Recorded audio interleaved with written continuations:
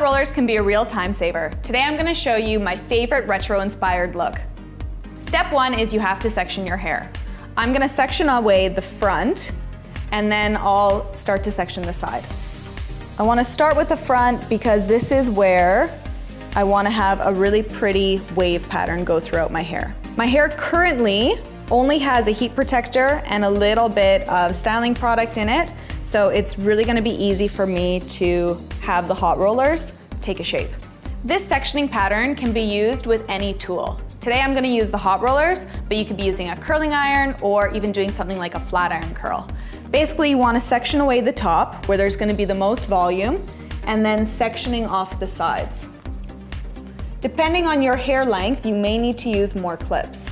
Along the back, where it's harder for me to see, don't worry about using a comb to section off. You can even just use your fingernails. And basically what you're hoping to do is section off where your head starts to round. And then down in here where my hair is really, really curly, I'm not gonna worry too much about that because I actually wanna leave it curly for support. Now we're gonna get down to business. We're going to use the hot rollers. My hot rollers are already plugged in and nice and warm. And I'm gonna start with the smallest roller and then work gradually to bigger ones on the top. So my first section, I'm gonna unclip and I'm going to subsection, or basically break it down into a smaller piece of hair. So then I'm gonna take about the same size of the roller and I'm going to wind my hair. So I'm gonna place my hair underneath and I'm gonna wind it, and then using a clip, I'm gonna clip it to hold it in place. What you wanna notice is that I have drag. So I've got this part pulled down to where my ear is instead of lifting it up high like I'll work through the top. So on this section of my head, I'm gonna use a slightly larger roller because if I stay with the small one, it might end up being too curly.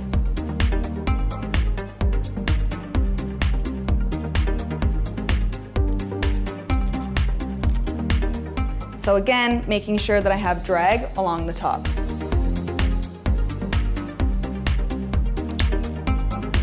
So along the back, I'm gonna really base it off of feel.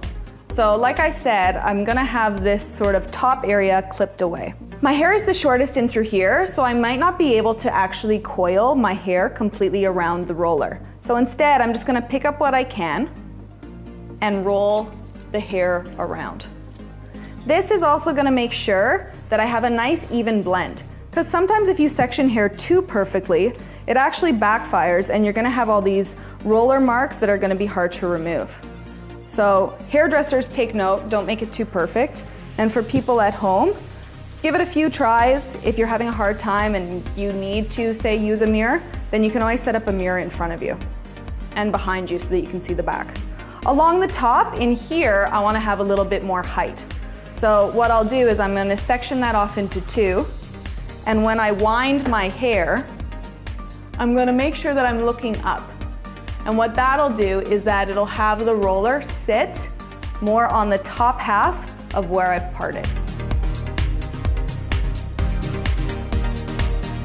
So hopefully that's on the top half, clipping that in place.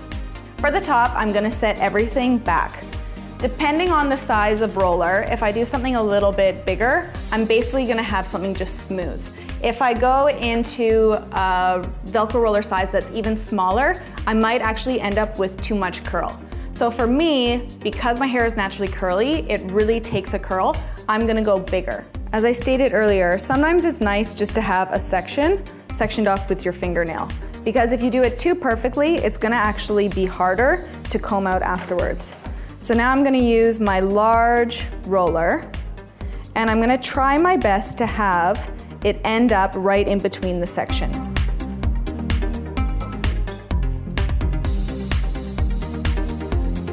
And then this piece in the front, I'm gonna actually take it on a diagonal. So what that'll do is that this piece is gonna be slightly on a pivot, and this piece will slightly be on a pivot. And what that pivot does is that's gonna give that really retro modern look. My last piece, I'm gonna use a slightly smaller roller because that way I'll have sort of this nice lift sitting through the top and a little bit more curl. And that's what's gonna give it that 1950s feel. This is my favorite part about hot rollers, is my hands are free so I can go off and do whatever I need to while these cool down. So everything is cool and I'm gonna start to take everything out. So just like Velcro rollers, you don't want to use too much tension. You're just gonna slowly pull out the hot roller. And I do like to take out my hot roller when there's still just a tiny little bit of heat left, because I can sometimes end up with marks. And if your hair is still slightly on the warm side, it's easier to remove those marks. Okay, so from here we have pretty big volume. It's gonna be important to just sort of go through and comb your hair out with your fingers, because if you go in with a brush right away, what might end up happening is that you fluff your hair up too much. So once I've got that kind of combed through with my fingers, then I'll determine if I need to use a brush to help break up any of the markings that might be in my hair. So the more retro you want, the more you're gonna brush it out. If you don't wanna be too retro, then stick to just working with your fingers. So what'll happen is, and I got a little staticky, I'm gonna start to form a wave in amongst my set. So using a little clip like this that has padding underneath, what this will do is it'll make it so that my hair won't mark. Whereas if you use a regular clip at home, you might find that you get marks in it. If you don't have fancy little clips like this, you could use a business card or a deck of cards and place it underneath. So I've got one set of clips going on this side, and then I want to have a wave that's coming back the other way. So that's when I'm going to clip along the top. And what this will do is it'll sort of settle the hair down. And I've got this row that's kind of almost too curly. So I'm just going to press that down using my comb just to kind of help place it in the right direction.